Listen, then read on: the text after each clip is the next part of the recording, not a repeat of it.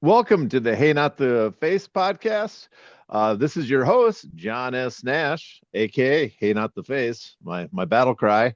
And we have a very special guest today, repeating guest, probably the person we've had on the most now, a whole three times, I believe.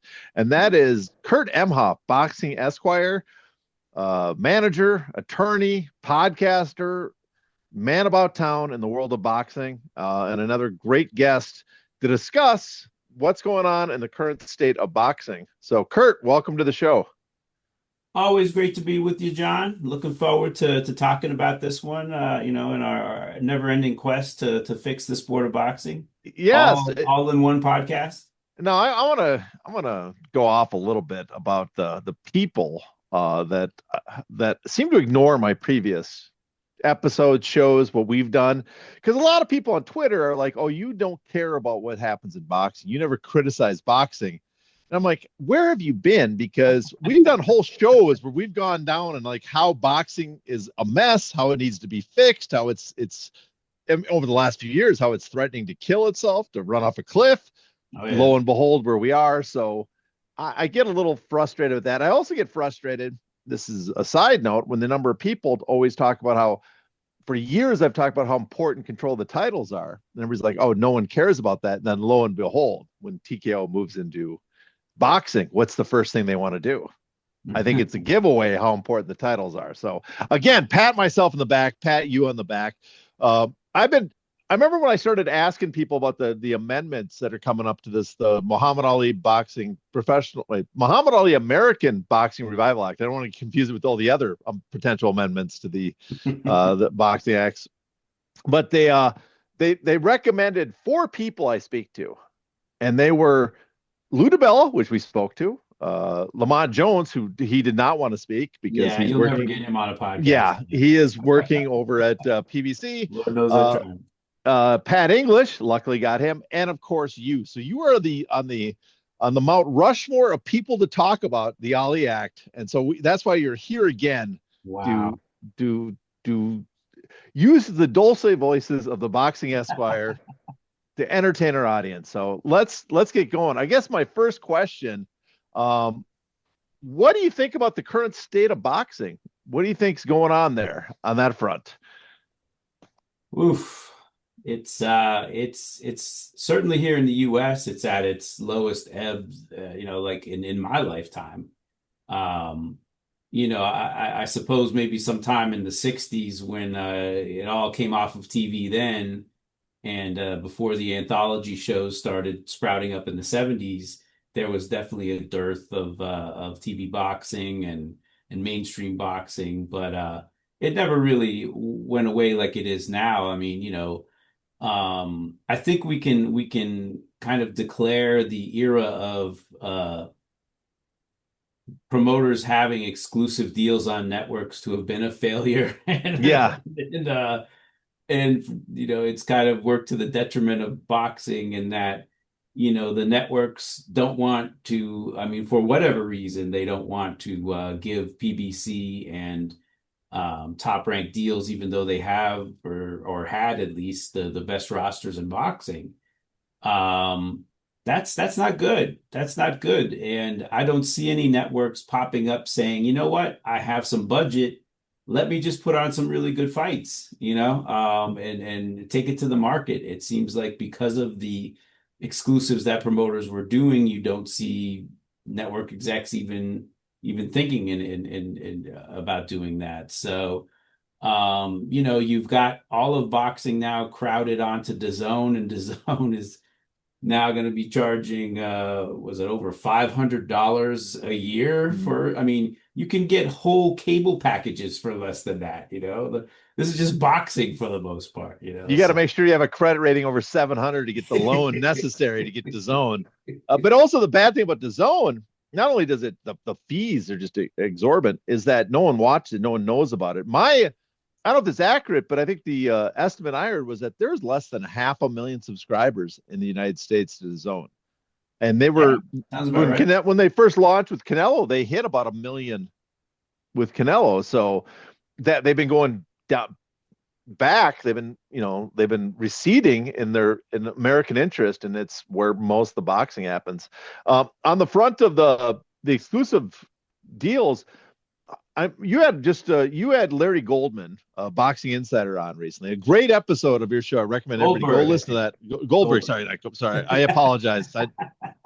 I am familiar with him, and I apologize about that. A long day at work. My mind is shot right now. I hear So you. yeah, Absolutely hear you. but it's a great episode. I think he really, maybe to the I'm not sure you agreed fully with him, but I thought he had a good grasp of what I think is happening in boxing, the current state, how bad off it is, and also the threat that TKO Zuffa Boxing poses with the Saudis. But on one aspect, to get back to what you said about the exclusive contracts, how much do you think that the current state of boxing is due to the lack of interest because of those exclusive contracts, which have been terrible? They just been it's the only way exclusive contract seems to work if you're a UFC and you have everything under one roof, all the fighters, and so you're have a monopoly. How much is it due to the exclusive contracts, but also how much do you think it's due to potentially the power, the influence of a TKO, which has entities parked on a bunch of networks, has a bunch of networks that are interested in working with Endeavor, the sister company, because Ari Emanuel. How much do you think that has to play into it? It's a really good question. I really don't know. Obviously, if the TKO entity is exerting influence like that to keep other boxing promoters off of networks, which has been alleged, right? The whole Yeah. I forget his name, Billy Bean or from Billy something.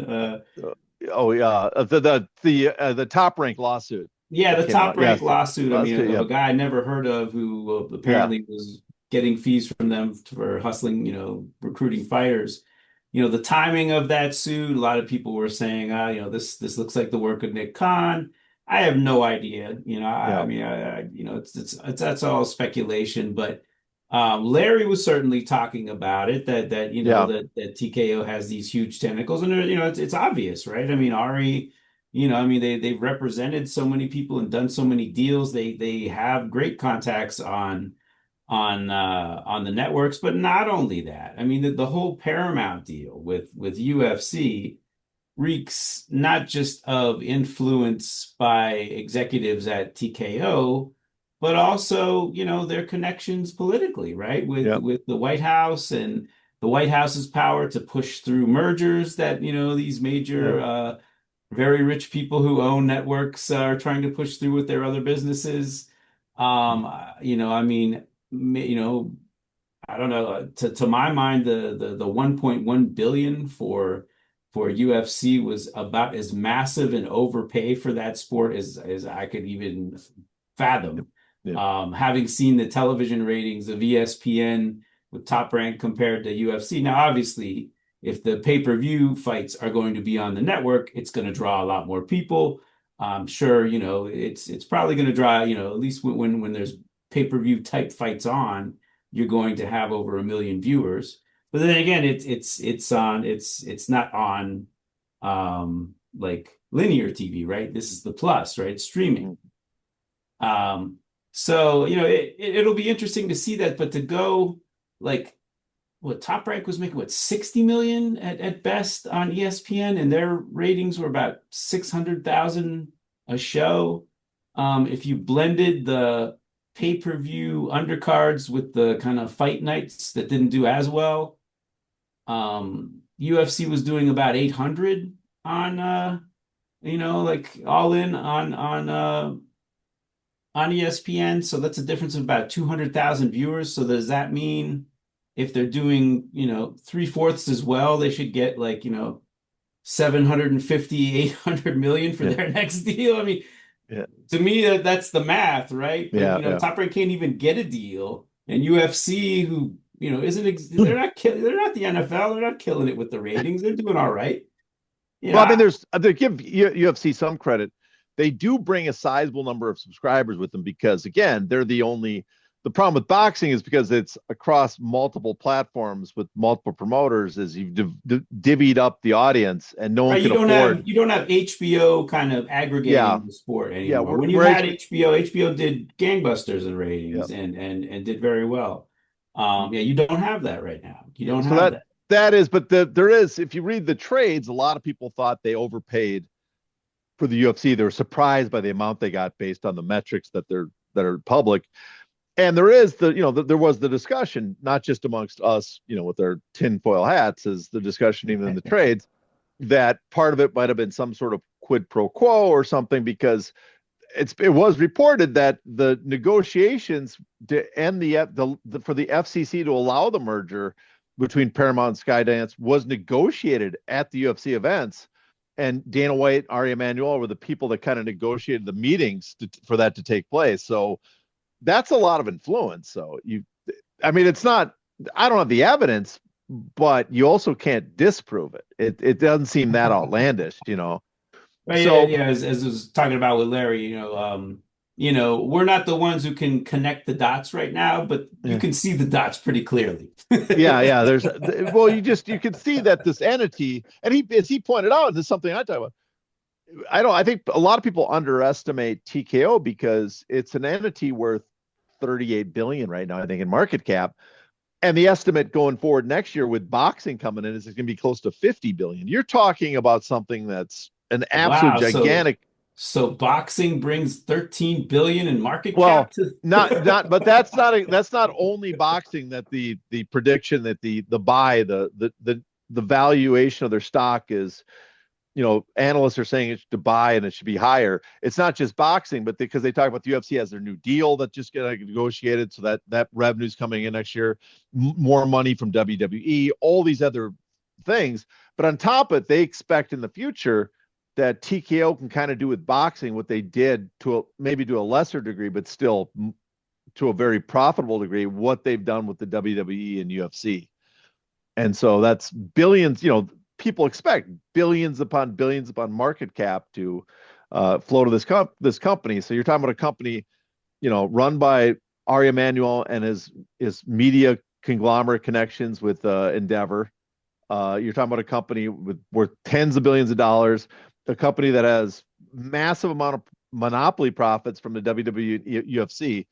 That's who you have to deal with. And I think a lot of people in boxing are not fully grasping that that's the company that you're going to be competing with. And never mind the Saudi connections who, they get away with whatever they want. I mean, the president's sitting down with MBS basically saying, yeah, that Khashoggi deserved it. No one liked him. So getting now, how alarmed do you think boxing should be about the proposed Muhammad Ali American Boxing Revival Act? Because as much as everybody in boxing seems to not like it, it doesn't seem like there's a big uproar against it. Yeah, I don't think anyone really takes Zuffa Boxing that seriously. They know the caliber of fighters that are going to be in it. I mean, you know, let's take this argument where, maybe the guys in boxing are right. Like, it's going to be a league of misfit toys, not really great fighters, decent fighters, not great fighters. I mean, who knows how well it'll do in the ratings, I mean, especially if you got to pay for streaming to watch it. Like, I mean, although, let's see, I can watch it on Paramount paying like 7.99 to $10 a month.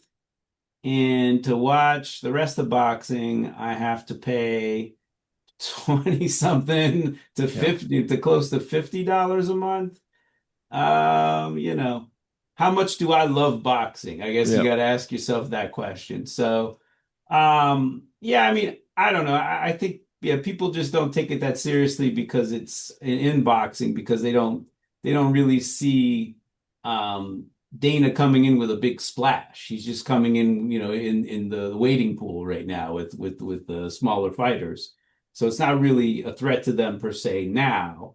But yeah, I mean, if you look at the big picture, if you look at how they're trying to ram this bill through Congress so that they can have similar power and operate in a similar way to how they do in MMA, and their connections to the networks and in politics, and the fact that Turkey Al-Sheikh seems to, although I don't know if has the shine gone off of that relationship a little bit with the whole Netflix debacle, and then I mean when you saw Dana sitting next to Turkey Al-Sheikh at the one big fight they did, he didn't, they didn't seem like they weren't holding hands, they were I really. I think people read too much into Dana as well, though, because they just had an earnings call and they were made it clear that Dana will not be on every boxing event promoting it. He'll be with the UFC still. And so I think, you know, Dana in some ways is, he's a So magnet who's for their boxing attention. guy then? Well, I think I Nick mean, Nick Khan Khan's is running the WWE. He he's can't got they do it have Nick either. Khan. They got Lawrence Epstein stepping in occasionally to handle stuff. They got that whole crew of people that came over from Probellum that are doing whatever they're doing at those Harrison, advisories. Yeah, yeah. yeah, So I don't know, but Harrison I'm sure Whitman. they have people that know boxing. So I'm sure they're not without boxing knowledge over there and they can't assign people. I think the Dana White though to me is just he's a magnet for attention and also distraction because everybody looks at him to, oh, this buffoon's going to get in boxing. He doesn't know what he's doing. And it's like, yeah, but behind the scenes is some very, very sophisticated dealings, not just guys that know boxing, but guys that know broadcast TV and financialization. And I do think, the, the, the concern right now, they are the promotion of misfit toys. But do you think that that's going to be a permanent case? Do you think I mean, that's my concern is people will look at it and say, oh, look what they're doing this low end boxing promotion. And they probably have a small deal from Paramount that's not paying a lot because they didn't announce the amount. But I suspect that on one thing is, all the other boxing promoters are not on network TV. They're going to have a great time spot. They're going to have great promotion. So the more casual boxing fan will probably start tuning in. That'll help them. On top of that, they're working with the Saudis and Ring, who are paying a ton to get the best guys. And so I kind of feel like they're doing, kind of from a top down from the Saudis, but a bottom up from the TKO, where they're building these. I wouldn't say real great fighters, but building people that are cheaper that fans might know that they can build up and then give them big fights on the Saudi stage, and eventually both ends will come together and squeeze everybody out. That's my fear and my concern. I don't think anybody's really thinking through about how that's possible in some ways. Yeah, I mean it seems very far in the future in a very long game play, right? Because most of the top fighters right now are signed to, the top ranks. But are they? I mean, Top Rank has no TV deal. They're assigning people to other Right, people. right. There's like, Matchroom, yeah. Frank I mean, Warren, Golden Boy.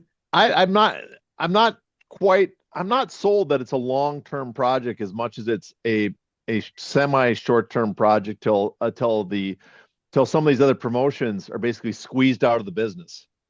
And for now, TKO can keep the costs down, but lay a blueprint, lay a floor plan where Keep they the sit costs on. down. They're not spending a dime. They're not spending anything, and they're making tens of millions from the Saudis, but they're They're holding. almost reluctantly getting into boxing, Yeah, but they're holding down prime real estate on TV markets. They're laying a foundation from which to, like, this is the path you have to get to go into, Ring magazine events that the Saudis run.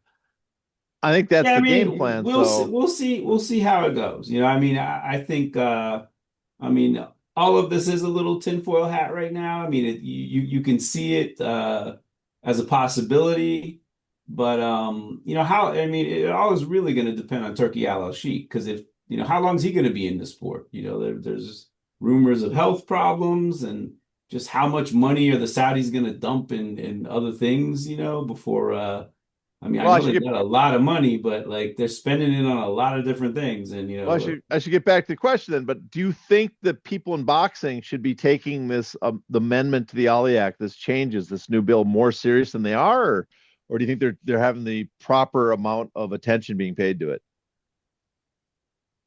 um, they probably should be fighting it a little harder, I think. I guess they probably aren't because the Ali Act itself never really had as huge an impact as, it's not really didn't really put a dent big a dent, it didn't really change the sport that much. You definitely changed it for the better in certain aspects, but it wasn't this panacea that people were hoping it would be. Will this, letting the UFC have their own titles and their own ratings, and their own little league, is that going to be a game changer in boxing? I guess potentially if they can somehow monopolize the sport, but yeah, I don't know. I guess you can see that it's a possibility, but I mean, listen, bottom line is no. I mean, I'm certainly against it, but am I Yeah. out in the streets protesting it? No, I'm not. I Yeah. mean, like it's not a huge priority for me, but yeah, I think Top Rank should definitely have a voice right now. If they're Yeah. being squeezed out of a TV deal, they should be jumping up and down. I think PBC should probably be jumping up and down. Oscar just had some sort of op-ed in the Las Vegas newspapers opposing it. So maybe as it gets closer to actually going to a vote and all that, I think maybe you'll hear a lot more people. um I'm interested, are they going to have hearings on this bill like they did for the Ali Act? Are Well, they going to have people come in and testify? they pretty much, you have to have hearings to pass a bill. That's generally the rule. I mean, I don't know if it's a rule that has to be followed, like but that's the tradition. You have to have a hearing before you can pass a bill. So Right. everybody assumes there's going to be some hearings. But like Oscar and Hearn, they publicly criticize this bill. But I guess my two questions are: one, do you think they fully understand the potential threat? Because they seem to obsess over the disclosure compensation, but they never bring up the idea that they're having their own titles. I mean, that is a threat. They always say, but then they also always defend that we're going to work with the sanction organizations. Do you think it's also a mistake that they're defending the status quo so much? Because that, to me, that strikes me as a mistake. Is it's the status quo is not, people do not want to see that continue either.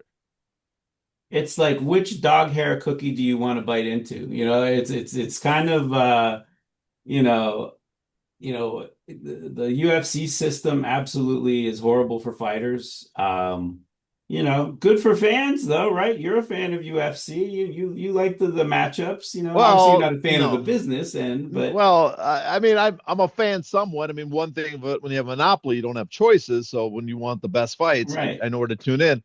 But I'm not sold that that's the best model for getting the best fights. I think it's yeah, Absolutely not. yeah. I Yeah. don't.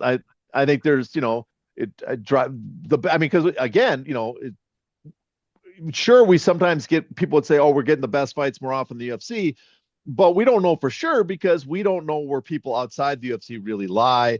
And then there's people like Francis Ngannou. He's not fighting Aspinall or Jones or anything like that. We are missing And some of the big Aspinall's not fights. fighting Jones either. Yeah, yeah. And I'm not one to say you have to force fighters to fight, but it would be good to have the option available to fighters. That it's to me it's the flip kind of the both boxing and MMA have almost the same problems, but it's the flip side of the same coin. Where boxing, it's great that there's competition, but there's no means to incentivize co-promotion and working together to actually define the sport. It's Where it's what happens to a sport when you don't have a monopoly, yeah, yeah, right? And exactly. it's complete fucking chaos. Oops, I Yeah, just cursed. yeah, Sorry. Eastward, way to go. Wait, now we There it demonetize goes, the the first show. one. There we go. Yeah, but on the other side is UFC, where they can completely control the sport, and so the fighters get fucked. Let's be honest, they're Right. not.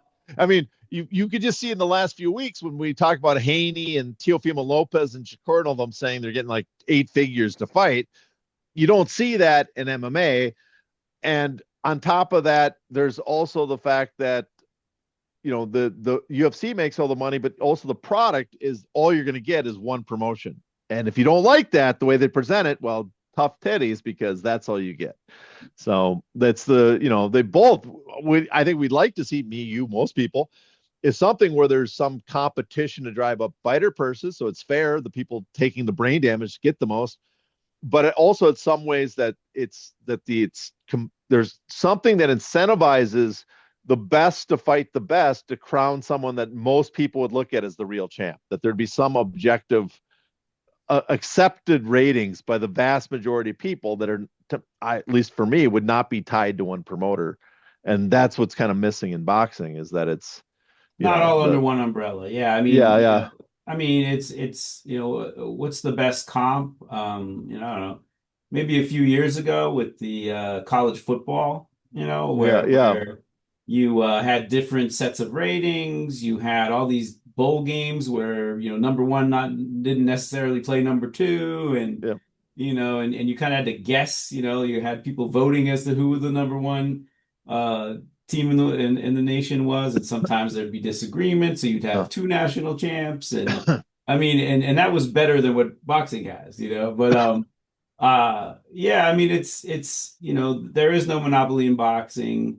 Could it benefit from a league, or at the very least some sort of promoters association where they agree to have one set of ratings and one champion? And I mean, to be honest, if you just looked at the objective plan that Turkey Al-Sheikh came in with and some of the moves he made, if I were someone with that much money, I might have made those moves. I mean, having Ring as the ratings and Ring kind of featuring as the champ, and trying to have a league where, you have the top, 15, 20 fighters in the division, kind of major leagues of boxing, all fighting each other, having the best fight the best, and then have relegation if guys, get beat two, three times, maybe you have a lower league too. I mean, he's funding the Riyadh season, he's funding the Ring, he's, funding the big events for Zuffa now.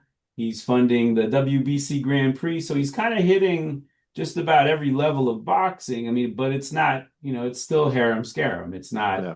organized because the promoters will not, they'll hold out. They don't seem to have taken a shining to this concept of the league, which to me makes sense, but Yeah. maybe they just don't want to have, Turkey Al-Sheikh running it, or have Turkey Al-Sheikh get them all together and then mow them all down and let Dana White run it. So Yeah, yeah, yeah. Well, that's also the other problem too with what his plan was. He moved everything to Saudi Arabia, away from the fans, and yeah, in that's been both detrimental. in both Britain and Yeah, in the US, which are the yeah. major markets, and Which where which more tinfoil hat people would say was intentional to like basically kill off those landscapes so they can just come in. I don't know if that's true or not. It seems like a massive waste of money. Yeah, I don't think Turkey Al-Sheikh is an agent of TKO. I think Yeah. I think honestly Dana White, got in where he fit in when the promoters who that be didn't cooperate with Turkey Yeah. Al-Sheikh's Mm. idea of a league. I think if they had gone for it and said, this is a great idea, we'll take your, 30 million a year you're going to pay us in sponsorship, and put our best fighters in there, and have them fight in Saudi, and have them fight here in the States, and do this organized thing. He came in good faith, or okay, he came in, and the promoters just they're feisty, they're independent, Yeah. Well, we've talked about before. You can almost never expect the promoters to do the right thing because they're always terrified in such a they're competitive mom and pop landscape. businesses. Yeah, They're yeah. mom and pop businesses who are just strictly about the bottom line, not the greater good of the sport. I mean, on occasion, though, they'll give you some platitudes about the greater good of the sport, but when you're running small businesses like that, you got to do what you got to do.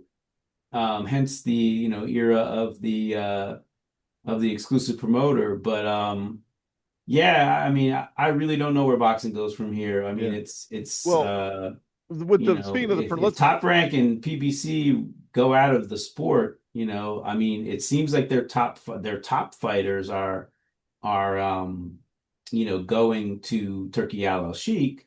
but what about the rest of the guys? Where are they going to go? So maybe that's where your Dana White swoops in, where Yeah. he takes maybe, better guys than what he has now, but still not the top guys. So Well, maybe that's the next step. You choke out, um, not to use an MMA term, but you choke out the PBC and Top Rank and take their mid-level guys. Turkey takes the top guys, and then eventually, you smush it all into a league. eventually you're vertically integrated. You're developing the bottom guys that lead up to the fight the top guys, Right. Well, and I and then would think yeah, that yeah, I mean, that's the tension, right? Like who gets the top guys, right? yeah, yeah. I No, guess for speaking of now, if TKO doesn't have to spend any money, they're more than happy to allow Turkey to fund their league and pay yeah, all the overpay all the top guys.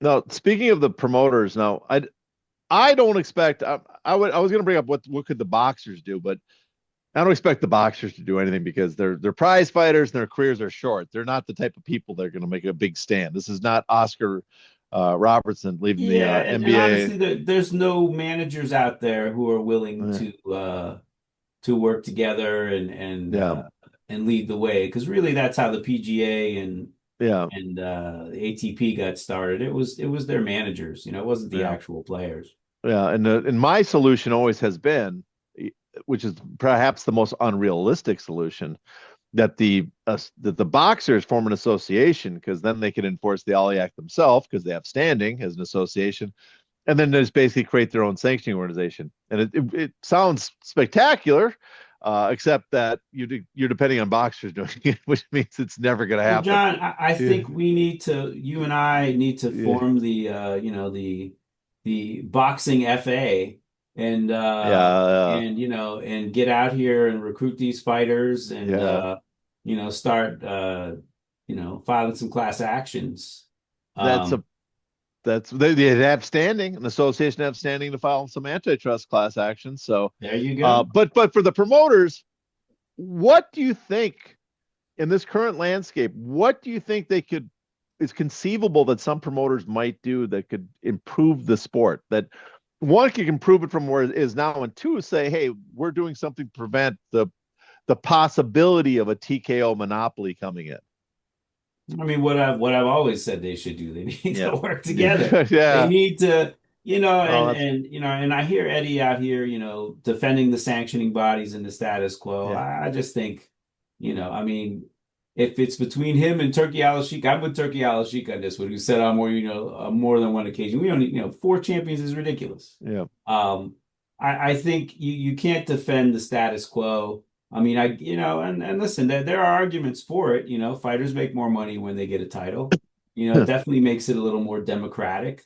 And in all honesty, of recent vintage, you're seeing more title unification fights than you've ever seen in the past. Mm. And guys becoming undisputed champions. So maybe, And I should you know, note that that was happening before. People like to credit Turkey for that. That was happening before Turkey, the few years before. absolutely, yeah, it Yeah, was happening in the sport. While the World Boxing Super Series was going on. yeah, And yeah, that's how Usyk got all the titles. So yeah.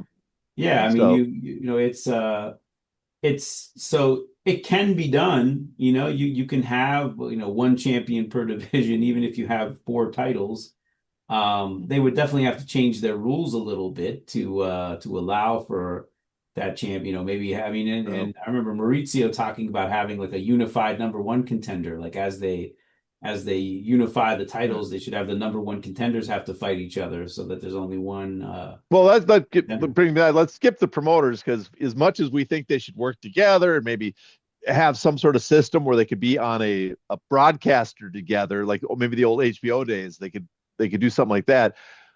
The sanctioning organizations to me are the biggest problem, and the sanctioning organizations seem to be the most clueless, Yeah, I mean, truth to me, about the what's sanctioning. happening. What I liked about the World Boxing Super Series was, oh, there we go. I gotta. Yeah, yeah, Um, what I hated about the or what I loved about I'm sorry, the World Boxing Super Series was that it made the sanctioning bodies irrelevant. Like yeah, yeah, for the most part. I mean, if you put the best guys in the tourney, no matter what titles they have, the winner of that tourney is the best fighter in the division.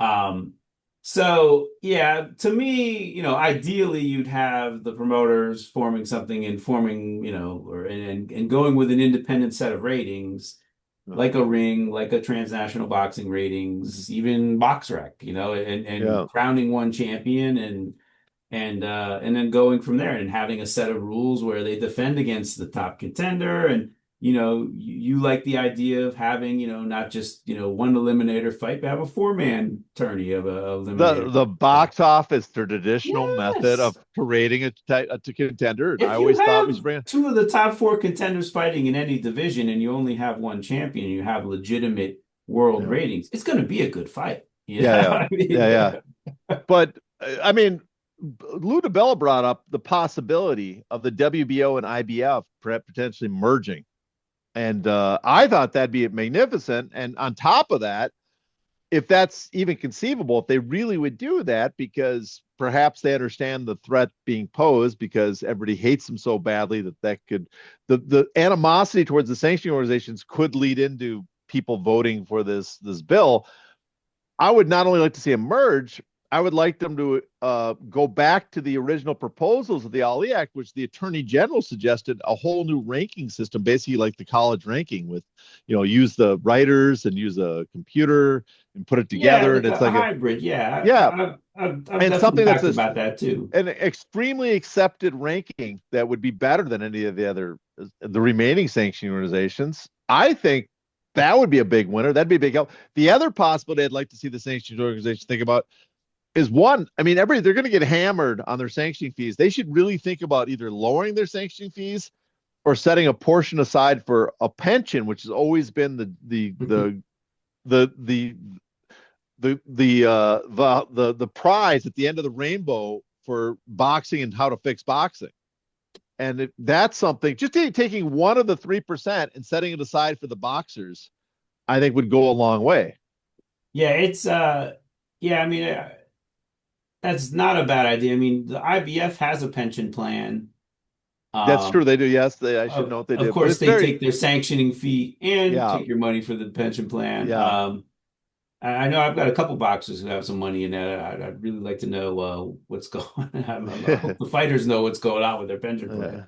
I mean, you see though, in California, the commission had a pension plan, and yeah. half the fighters didn't even know they had the money in it, even though they got taken out of their Well, purse. So. that's slightly more confusing because you have to cross a certain number of fights, and a lot of those guys are fighting small club shows, and they don't realize that they're. I think that's part of it. Where if you're in a sanctioned bout in a contender or mandatory, and you basically say we are taking 3%, but half of that is going into a pension, I am sure someone's going to go. I'll keep track of that. That's why That's a I just sizable think amount of money. it's makes so much more sense to have a league, right? I mean, because Yeah, you look at the NFL and I know somebody who's a money manager who has to get registered by the NFLPA to do that. And like he was just telling me about how many different types of insurance these guys have, how many different pensions they have.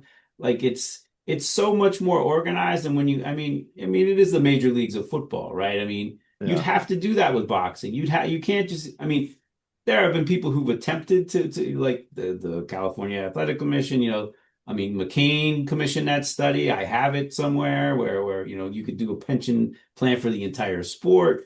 I just think that's a little unrealistic. As much as everyone in the sport deserves it, there's just not any money in those club shows. I mean, Yeah. I've seen the books. There's like I mean, Ludabella did very well. He had sponsors. He had TV money for his club shows. That's two things that most people don't have. So. These guys aren't making a ton of money in the club shows. I don't know that, they're gonna have much of a pension fighting in club shows. But if you establish something at the top end, hopefully, it would, you could use that same model and maybe have, a major leagues, a triple A, a double A, call it whatever you want. Maybe, triple A and double A seems to offend people, so maybe use some other nomenclature. But I mean, even I think the minor leagues in baseball, as big as baseball is, I think they just got some sort of like players association or union. I mean, they didn't have one before. So I mean, it's hard to Yeah. organize at the smaller levels where there's not a lot of money. Um, Yeah. but I think at the major league level, yeah, it makes sense to have some sort of pension plan to Yeah. pool all the resources like every other sport. The major promoters who have the best fighters under contract right now, they could still do Yeah. it. Well, It makes sense. I You mean, got this, really creepy guy, the TKO trying to come up and yeah. snatch your fighters and colluding with Turkey Al Sheikh to try and, if there is such a thing going on, a plan to kind of fleece these guys. I But mean, I mean, I can't mean, say we didn't tell you so. my proposal in many ways is one because it's good for the boxers and the sport. But the main reason I propose that is because the sanctioning organizations, I think they're in serious trouble in the future because of this proposed bill, because of how much they basically burned through any goodwill in the sport, but how awful they've acted. And I'm like, well, if we're trying to do a couple things, one, improve the sport, but if you guys are trying to survive, then I think you have to introduce something that says we are legitimate stakeholders. We are here to see for the better of the sport. We are not here just to be leeches. And I think that would be something that would, at least indicate to people that yes, you are making a positive uh, contribution to the sport instead of just taking massive sanctioning fees all the time You're talking and about printing titles. like putting aside some of the sanctioning fees Yeah, for it's same shit. I mean, the whole thing, the WBO and IBF working together, introducing better ratings that maybe all the sanctioning organizations use. I don't think Uh, they're gonna merge. I don't know exactly what they're going to do, but uh, I guess they're going to try and work together. I mean, yeah, well, they've I haven't talked about really that. seen anything concrete. I mean, have you seen anything? I No, mean, no, I was just bringing up because Lou DiBella brought up the possibility. They said next summer or next fall when they do their conferences, they're going to do it at the same time and have kind of like uh, these cross bouts where they're champion versus champion. But I'm like, well, that's probably a year too late. That's no one's going to care at that point, and I don't think that's you got to go further than that if you're trying to impress people with what's going on in I the mean, sport. listen, if they got together and unified all their titles, that'd be Yeah, great. oh, that would That's be, like half but of the that's belts. well, the other thing is just getting rid of, declaring that you're no longer going to have all these secondary titles, no matter what. You're going to honor your regulations and rules that managers can't be skipped. You will do like we will do eliminators or box offs to declare the contenders. Things that I think improve the prospect of the sport, people's chances to ascend and make it more meritocratic. I think all those would be positive, but I don't know if I don't hold out much hope. As like you don't hold out much hope for the promoters, I don't hold out much hope for the sanctioning organizations to get their act together. Was that Nah, that gets us to the other potential stakeholder that could do something, the Association of Boxing Commissions, the ABC. And you're already shaking your head. Now, I want to point out they have the power, even though they say they don't, pretend they don't. They seem to have the power to do something because if you remember, and I remember when Mike Mazzulli got really upset at the WBA and he threatened them that they're not going to honor the WBA as a sanctioned belt. They're not going to let their officials come in. They're not going to let them choose their own officials. They're basically going to kill them in the United States unless they make changes. That kind of demonstrated, didn't it, that the ABC, if they really want to, they can influence the behavior of the sanctioning organizations. Yeah, I mean, it was a rare occurrence, and I don't know if he was kind of speaking out of the side of his mouth really with that because Uh, I don't know that they really had the power to do yeah. a whole lot, but yeah, I mean, that was a positive outcome. I don't know. I think the WBA is back to their old business, though. At this point in time, they're starting to, repopulate all those, secondary They titles. So, I mean, it was all fine and good, but no follow-up. but you have people like Andy Foster saying how we need TKO to introduce this bill to basically save boxing. And at the same point, I'm like, you know, we saw Mike Mazzulli, Greg Serb apparently at one time suggested that the ABC get back into sanctioning bouts. Kirk Hendricks of UFC fame, formerly of the Nevada Boxing Commission, he suggested one time the way to fix boxing is we just do not sanction bouts we don't think are good. So it seems like if the ABC, instead of saying, hey, we're just going to hand it all over to this private company, they could say, you know what, we could actually do the job. We kind of have some authority to do if we really want to, especially the biggest state commissions, and put our foot down and kind of clean up the problem with the sanction commissions that they claim the sanction commission problem is, instead of saying we're going to have this private company come over and monopolize it and let them clean it up for us. Yeah, but I'd have to look at the Ali Act again. But I mean, aren't commissions supposed to stay away from colluding with sanctioning organizations? Yeah, I don't know. You go But would back they and be colluding? But would they be colluding? Because that would be like, it's not that they're working with one sanctioning organization. They could just set strict laws like we no longer accept I thought you were saying they should multiple. become a sanctioning body. Well, they could. That's one of the possibilities Greg I Serb mean, that's suggested. what the NBA did, right? Yes, and if they do that, if they became a sanction organization on themselves, I mean, wouldn't if they're the sanction organization, wouldn't most boxers and promoters look at them as the most legitimate or not? Wouldn't that kind of displace the other ones, or just be would it just be a fifth title? I mean, at And this point in time, yeah. The problem you had when you had the NBA is that, at times they couldn't get along with the British Boxing Board, and they didn't get along with the European Boxing Board, and they had massive disagreements about, who the champion was, who the top contenders were, who should be included in tournaments. So it's not foolproof to have those guys take over as a sanctioning body either. Not to mention that they're all politically appointed. Some of them, don't know a left hook from a fish hook. They're not really the best equipped to run the sport. Could they take a tougher stance on the sanctioning bodies? Of course, and I think, the example you gave of Mazzulli doing that, I think was proof that they can get a positive outcome if they show some backbone. But the problem is, speaking of showing yeah, backbone, look at this bill and how they rolled over and just supported it, right? yeah, yeah, Because it's about business. They're just like the sanctioning bodies, right? yeah, They're in this to make money. They're not really in it for yeah. the integrity. They're supposed to be in it for the integrity of the sport. But ultimately, the governors want to push them, hey, bring business in, man. We want Yeah, those boxing shows. We want those power slap shows. We want those, UFC shows. So you better, get in line. yeah, yeah. I So mean, the one weakness with doing the right thing and saying, "Oh, we have the power to clean up boxing ourselves." The one problem with that is that yes, you could clean up boxing, but that doesn't guarantee a big check from the site fees or the gates and the pay-per-view or the broadcast fees that they pay when the big promoter TKO shows up, because they could just say, you know what, we're not going to your state because you didn't support us when we wanted it. We asked for your support.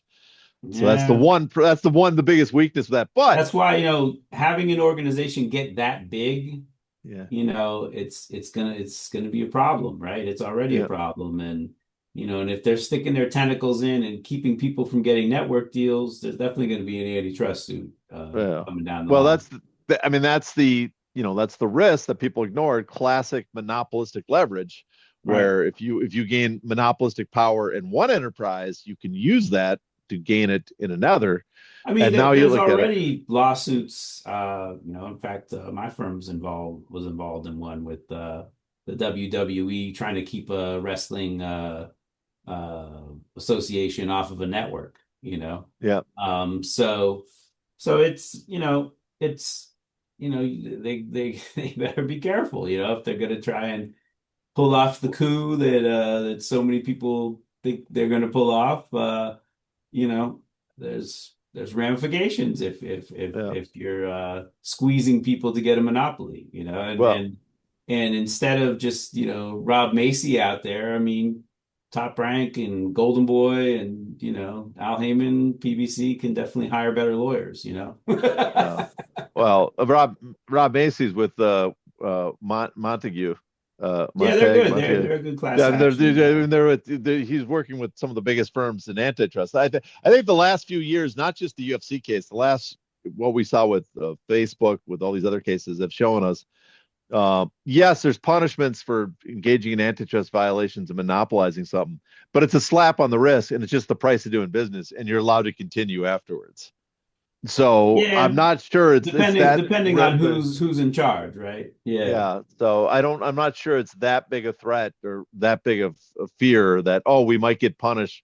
It's more like, well, we might as well, we'll get a monopoly first, collect monopoly rents, and then we might have to give a portion of those back because we're sued, but we won't have to give up our monopoly.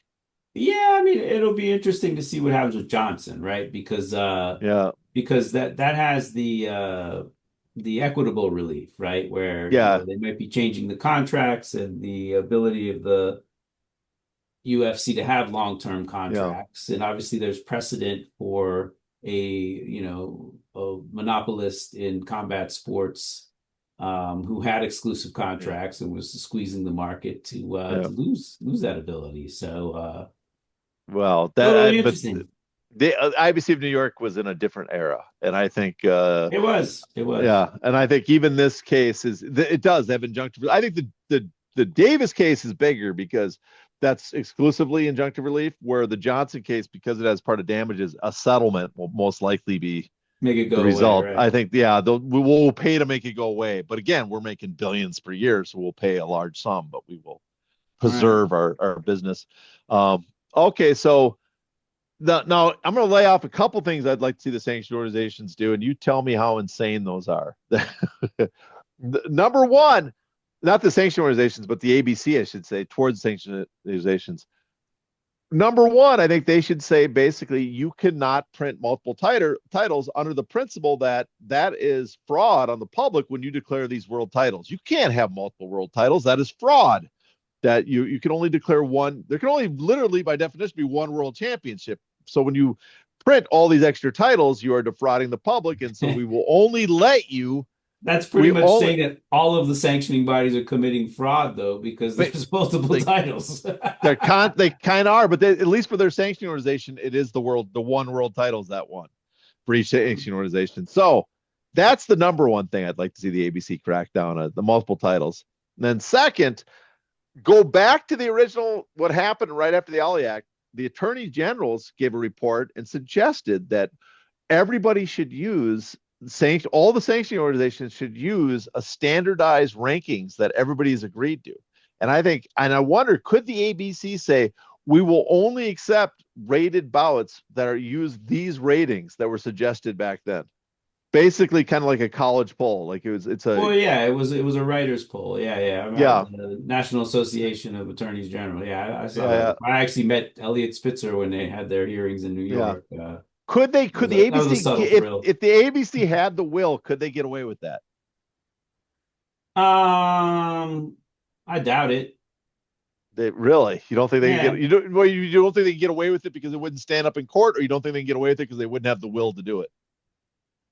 Yeah, I mean, I don't think they have the authority to do it. I don't think it was given to them by Congress, but yeah, I don't think they really have the will necessarily. Because even with the WBA thing, I mean, Mazzulli was kind of he was like, yeah, a lot of the state commissioners said they'd support me on this. It Yeah, wasn't like but that sounds more like let's put it this way: if like the top 6 to 10 commissions all agreed on that together, would that be enough, or would that still not hold up in court, or would still not be enough for the weight they would need of a unified front on the ABC to make it happen?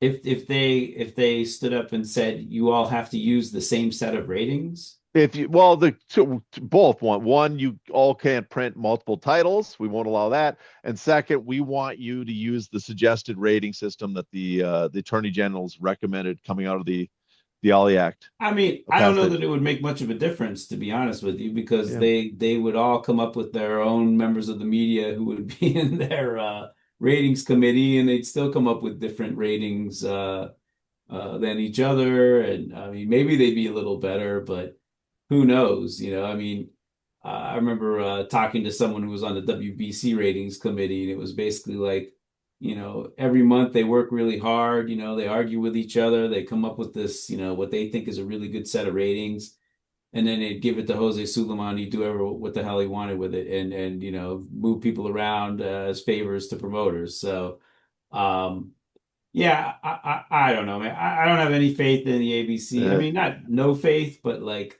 in terms of them actually doing things that would clean up the sport, I don't think that would happen. And the bottom line is for sanctioning bodies, it's ridiculous. It's yep. unwieldy, and like as you said, their history doesn't suggest they'll ever be good stewards of the Yeah. sport. Even Okay, well though that there gets are some people running some of the organizations now who I think are really trying hard. I think yeah. Gustavo over at the WBO, I give him a lot of credit for transparency and genuinely trying to make it a more orderly process over there. Mhm. So, kudos to him. And I like Daryl at the IBF, and Yeah. I think, they genuinely try, Is but it, I mean, I it, look at it their ratings and I'm like, they're so out of whack with what's really going on in the sport. isn't it I don't fair know to what's say going on. isn't it fair to say the IBF WBO, because they're both American based, New Jersey and Puerto Rico, that they seem more attuned to kind of sticking to their rules and guidelines of not making shit up as they go along? Yeah, because of, the threat of litigation Yeah, probably has kind of that'll do that for you. But yeah. what's crazy is that the WBC probably has the best ratings at this point, Mhm. but they also have like the most wishy-washy rules that Yeah. just bend to whatever will make them the most money and whatever Maurizio thinks the parties he's dealing with will be happy with. Yeah, they're horrible at enforcing rules, and the WBA, I don't even want to talk about the WBA. They're fucking They're just that. off the Yeah. chain. Yep. Now that gets us to, since no one will do anything to fix the sport, gets us to the last option, which right now is the worst option because it's a bill being written by one company.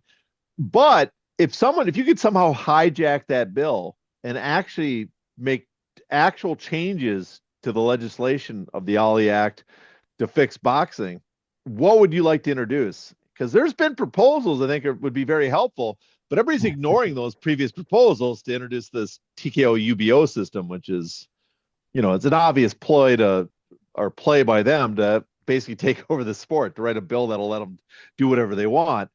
But what are some of the stuff you would like to see if you could get in there and talk to Congress and say, ignore the shit they wrote, just put this shit in that's been discussed before? What would you like to see introduced into some sort of legislation?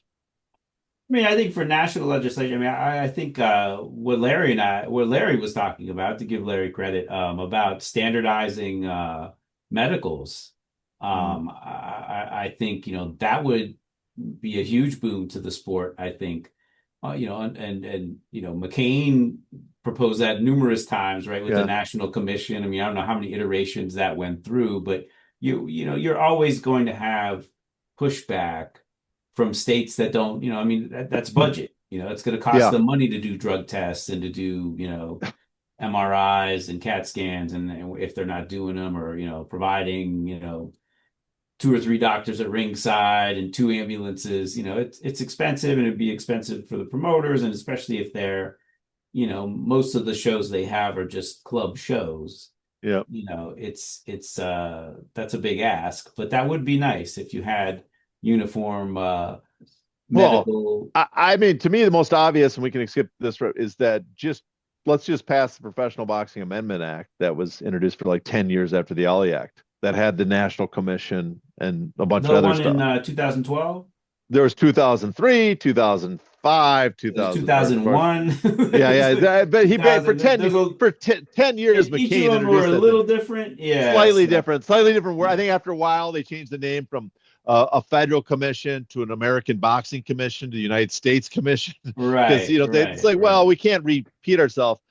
But that was the good. The other one I liked of that in previous and was listed actually when they went back and analyzed what was wrong with the Ali Act, is I would like to see changes where we introduce the the guidelines for sanctioning organizations and for promoter contracts are mandatory. That these are things that have to be followed, not our suggestions. Kind of And I think, standardized contracts, you're saying? Like I well, for remember. both for the contracts, I would like to see, which is in some states have, is a 5-year maximum to all contracts. That was actually proposed for the original Ali Act and taken out, but a Hmm. 5 years. And actually, I'd go further because New York has a 3-year promotional maximum. I would like to say five Well, years, three but years with two 1-year distinct yeah, options. So it's really yeah, 5 years. yeah. But I would like to, Management contracts are 3 years in New yeah, York. yeah. But I would like to, my big thing would be like have a 5-year contract for boxers. But if you're a rated boxer, contract can't be more than 3 years. You Yeah, I mean, cannot. Eric McGracken was I think the ABC gave him the task of coming up with some sort of standardized contract they were going to for managers, and he was trying to limit it to like 2 years. And I was just like, Eric, Yeah, I mean, no one's going to get into manage. No one's going to invest in a fighter if they can only have him under contract for 2 years. You won't make your money back. So, yeah, I mean, that was my suggestion to him. This was, I don't know, a year yeah, or two ago. That, yeah, I mean, maybe, you can do that for fighters who, who are already yeah, developed and I mean at least at the 10 round level or if you want to expand it or yeah, world rated fighter, you could cut it down to 2 years. But if you're getting a kid right out of the amateurs or a kid with just a yeah. handful of fights, I mean, that's why two the years is promotion. just ridiculous. Yeah. I thought for promotion it has to be because it takes years to develop. Now, a change out if you're going to keep the Ali Act bill, the proposal they're doing with the UBOs, a simple change I would say is like, okay, we can have the UBOs, but the UBOs should not get an exception from the other parts of the Ali Act. They should not get an ability to opt out of the other protections. They don't get a waiver. I think that's Right. absurd. That's one change I'd make. And the other one I'd say, if you have a UBO, then all contracts are coercive and all contracts can only be 1 year long. That's because there's no, you own the title and stuff. The whole point of a promoter developing a fighter to be a championship caliber is that takes a long time. If you own the title, if you own everything, what development there is there, you don't need to have long-term contracts because it's the promotion, the brand is the entity that's the selling point now. Yeah, That would, yeah, that's not a bad thing. Yeah, shorten the contracts if you're going to be a UBO. You can't, yeah, keep someone for, in perpetuity as some of the UFC contracts would. It's yeah. not a bad idea. Yeah, but my big change I would like to see introduced, and which was I in mean, you professional think too, boxing, like with golf or yeah, LIV, which was kind of what intrigued me if Turkey actually got the league going, like what would the contracts look like? Unfortunately, if Zuffa Boxing is his league, the contracts are like 3 years.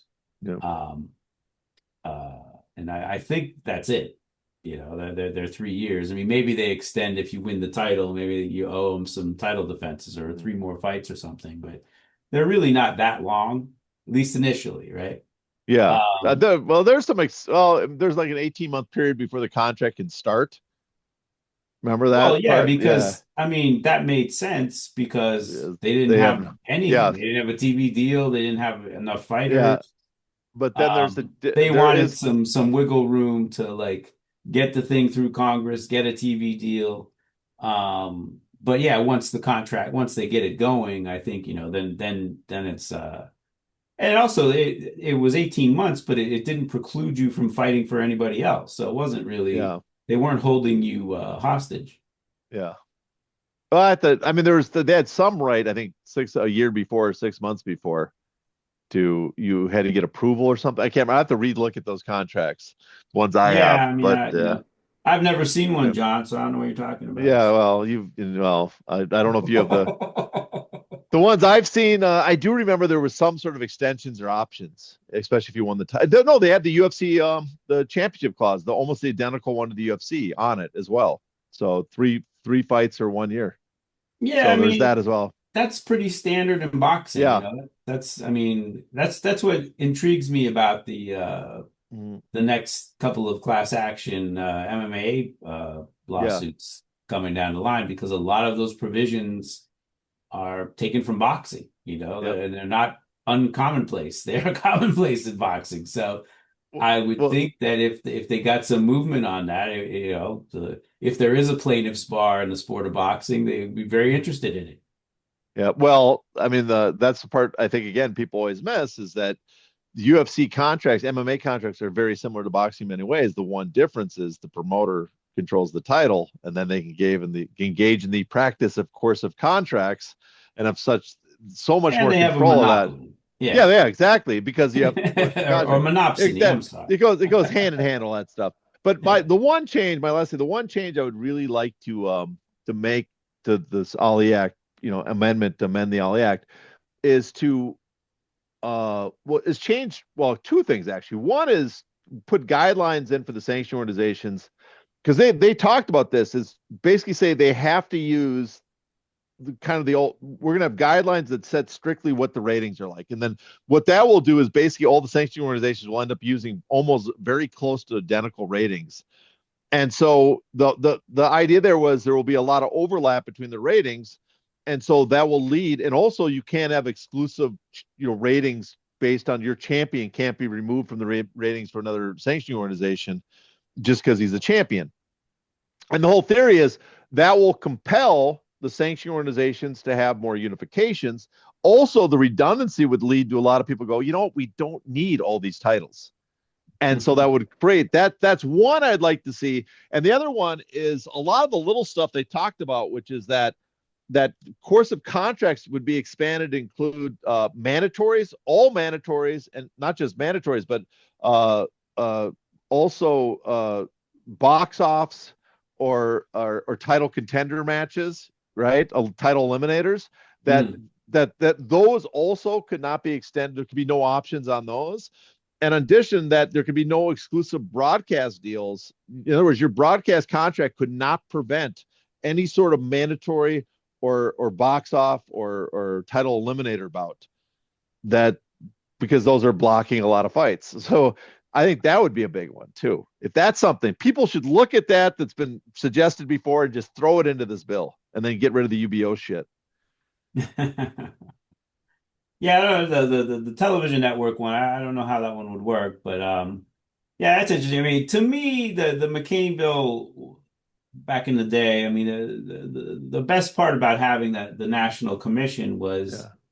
the fact that everybody in the sport would have to get licensed with the commission, right? Like it would Mm, have to be, you got the boxers, referees, judges, managers, promoters, and the sanctioning bodies. So if you have to get licensed, that means your license can also be revoked. So I mean, yeah. to me, that was like um the biggest potential game changer, Yeah. And to give a national they're commission the ability to revoke the license of for a federal bill to give this national commission the power to revoke the license of a sanctioning body. I think that definitely would have kept the sanctioning bodies a lot more in line. yeah.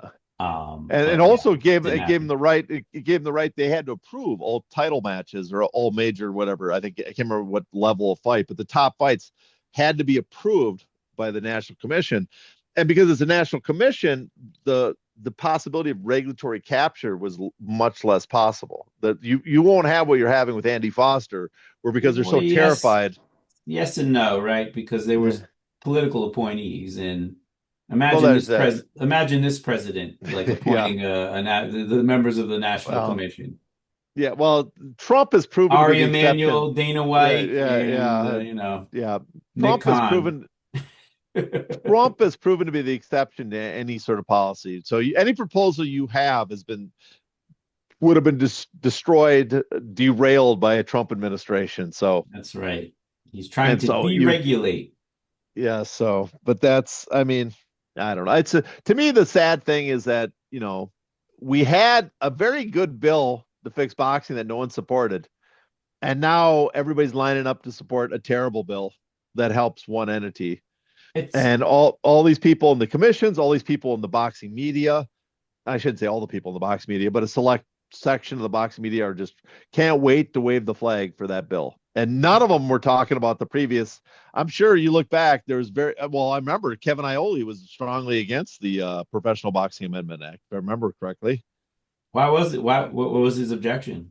Oh, because he figured that the federal government couldn't oversight. It was too big for the federal government to oversight. Never mind, if you read the bill, it's a sliver of the boxing matches they really they have oversight over.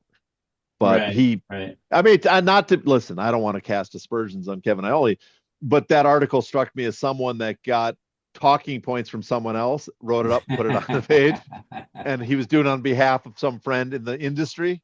So I that's what mean, it struck me as. it's an argument, I mean, there's not too many other sports I can think of that have as much government intrusion, and that would be a huge government intrusion into the sport. And I'm a lefty, but I really think that the sports that are run the best, I don't know, like that are doing really well, they don't have a lot of government influence going on.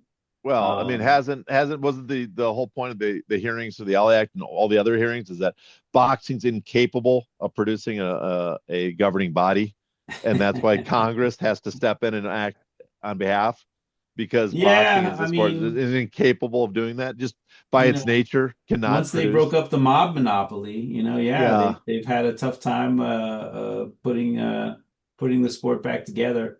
Actually, when once yeah the NBA or once the World Championship Committee from the 50s kind of came apart, and then the NBA splintered into the BC and the WBA, and yeah, the multitude of sanctioning bodies really hurt the credibility of the sport. And then Yeah. especially since the major ones were really influenced by certain promoters, and still are to a certain extent.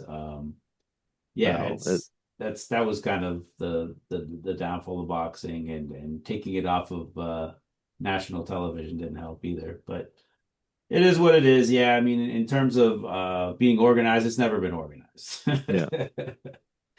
Except for when it was, the mob had a monopoly, and the World Championship Committee, like all of the so-called governing bodies who were Yeah. commissions at the time actually, had a plan to work together. Surprisingly at the same time that the mob was in control, but Yeah. Well, uh, I mean, that's part. I mean, for a lot of people, and that's part of boxing was on every network, yeah. imaginable in prime time, The several times a week. So that was pretty the big weird deal. the weird chaos of boxing has always been kind of its appeal in some ways, but I think in some in other ways is that the fact that networks no longer want to have people that oversee their boxing product, and the sanctioning organizations have gone so far from where they were on just trying to print as much fucking money as they can, take as much money out, that has proven to be detrimental. And that's hey, I like some of the chaos that boxing had. That's wild, some of the Wild West features, but there has to be some fucking structure. There has to be some way, because it gets so splintered, no one cares. It's entropy takes over as you spread further Right. and further apart.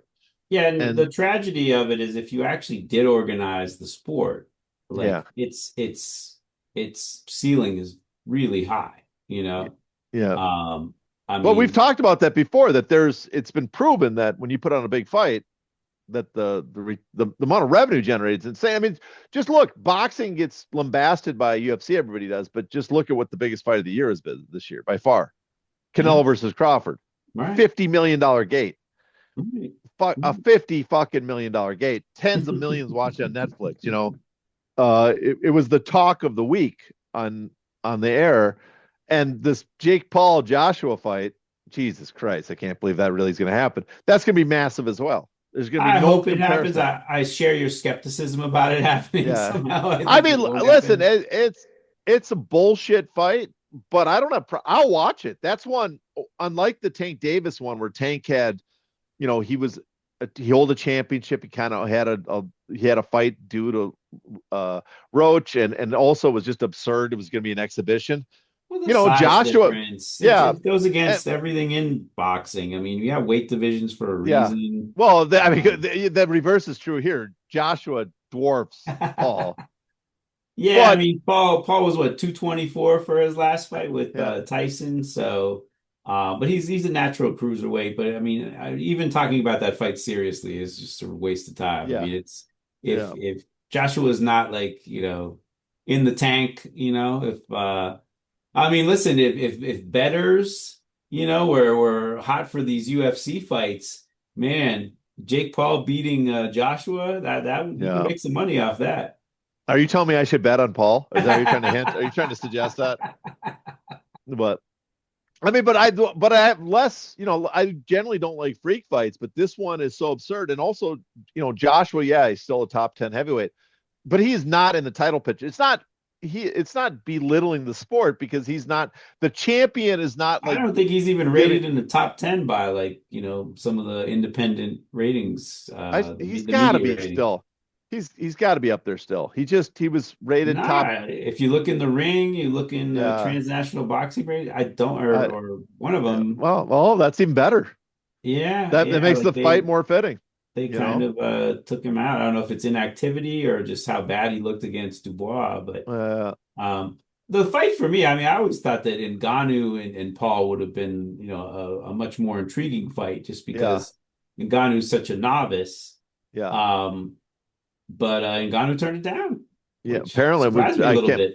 I can't, unless maybe he didn't think it was a real offer and he couldn't believe it because it's just, but I also make some sense for Paul to fight Joshua because as much he's going to get killed, right? Joshua killed Ngannou. So if you only can look a little better in Ngannou and If you can survive, get out of the he can, first round, yeah, yeah. he can make the claim. Listen, I got beat, but look, I'm better. I did better in this. I'm actually I it does damages my brand less than if you got knocked out round by second round by Ngannou, and then it's like, well, Ngannou got iced by Joshua. How bad is Paul? That would be the talk, I think. So Yeah. I mean, to it's me, preserve some. I've always been of the theory that Jake Paul doesn't really want to make a career out of boxing, and he's been No, looking to cash out for a while. And I think he did very well with the Tyson fight and was yeah, prepared to, if Tyson got his old bones and hit him with something big and knocked him out, I think Paul would have been okay with that. But yeah, I think um, and also I think you're right because he was the Canelo fight was always sounded like he's going to be his cash out. Now he has the right, Joshua fight, he's been and looking he, to cash out for a while. And I think he also has the second cash out because after this, he can do probably one MMA fight like against Usyk, and that Netflix will buy that as well. You know, Yeah, or he could fight Ngannou even, I mean, yeah, I yeah. think people would watch that. You But got well, crossover appeal with MMA fans, it's a yeah, possibility, even if he gets poss- smashed by Joshua. well, I think there. I mean, there's a chance of some serious injury with Josh. I don't know how much. I think he might want to do something where Maybe he can. maybe he'll make a deal with him, just hit him with a body shot, like Yeah, well, that's don't the. scramble my brains, just hit me one good body shot, I'll lay down.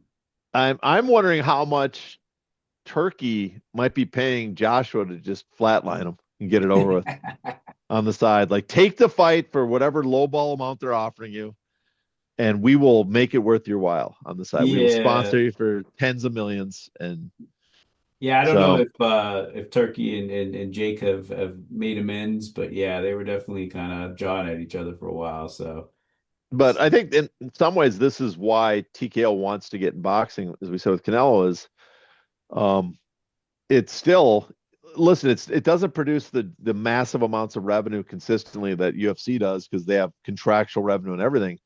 But if they can get with the Saudis those four big events per year, I mean, boxing events are four massive events per year right there is a massive amount of business. You're talking what? Hundreds of millions of dollars in revenue from just those four events if they get done right. yeah, And I that can mean, then bleed over to their other property, their other they Zuffa get Boxing.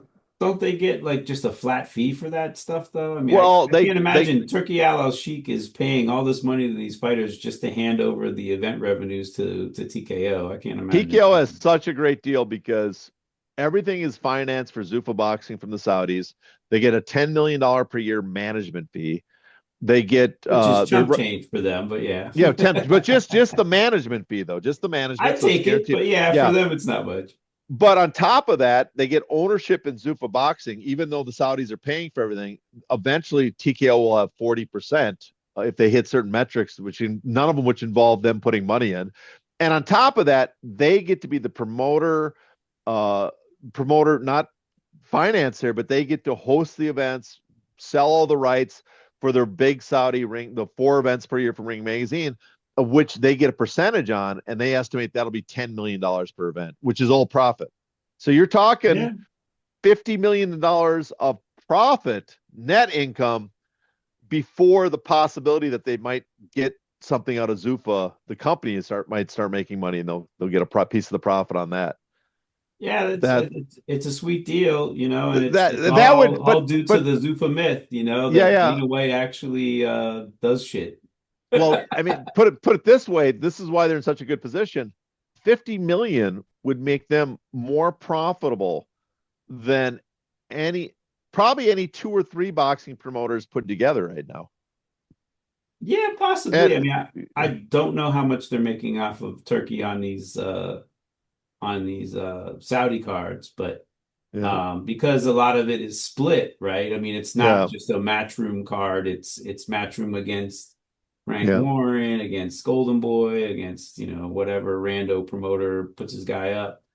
Um, so yeah, they're not making all of the revenue on those fights. So yeah, yeah. probably And also my understanding is that Riyadh sees them, they control a lot of the rights to those fights. They're the ones that sell off the pay-per-view rights, um, sell off the as meager as they are, yes. as many. So here TKO will have the right to, they're the ones that are going to be doing the selling, getting the sponsorship, getting the media rights, and getting a percentage of that. So They get a and if percentage of the Netflix yeah, deal. they're the one that negotiated the Netflix deal. They get a percentage of that. They're the one Okay.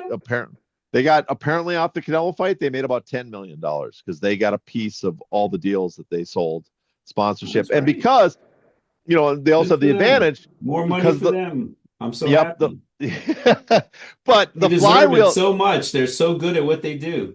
Well, this is where the flywheel works because they can use the leverage. They can use the leverage They of their did such a great WWE. job of promoting that fight. It was They amazing. did, I'm like, wow, this is what yeah. boxing's been missing. Well, didn't I tell you Yeah, that? Didn't I tell you that? Like in the podcast, I'm like, yeah, Dana White yeah. doesn't bring anything to boxing, man. He doesn't bring any tricks that anyone else hasn't done, man. There's no magic to what he does. And you There's saw it in that fight. There was absolutely didn't look any different than any other promoter's card, man. Not you one would bit different. you're telling me you did not find that mesmerizing. Well, it was I listen, I'll give him some credit on something. It looked great. The production looked great, but a lot of that has to do with the fact that you have a mega card. A lot of the stuff that everybody thought like, oh, that I'm very impressed with. It's like, well, would anybody else putting on Canelo Crawford have not delivered that quality of fight because I it's didn't such a notice any mega fight? difference. I've been watching boxing for, since I was, 3 or 4 years old. I didn't really see any difference between that and anyone else's big pay-per-view. I mean, maybe some of them, I mean, if they've done a poor job with it, but, um, I didn't see any bells and whistles or anything that was particularly different. Um, Hmm. you know, it's all the same shit. Well, I got a quote Stephanie gave me from Dana White. Uh, oh yeah, for Dana White on Zuffa Boxing. I'm going for all the guys that'll be stars in 5 years. And then later he says to Andrew Schultz, what type of pushback, or Andrew Schultz asked, what type of pushback are you receiving from them? And then Dana said, I Well, can't, he's talking about the sanctioning body. yeah, yeah. It's hard for me to read. I'm on my phone, people. So and I'm also, I don't have my Yeah, glasses on. Andrew It's just, Schultz said, "What type of pushback are you receiving from them sanctioning bodies?" And Dana White yeah, said, "Fuck them, I don't give a shit." yeah. Well, I mean, I'm not shocked.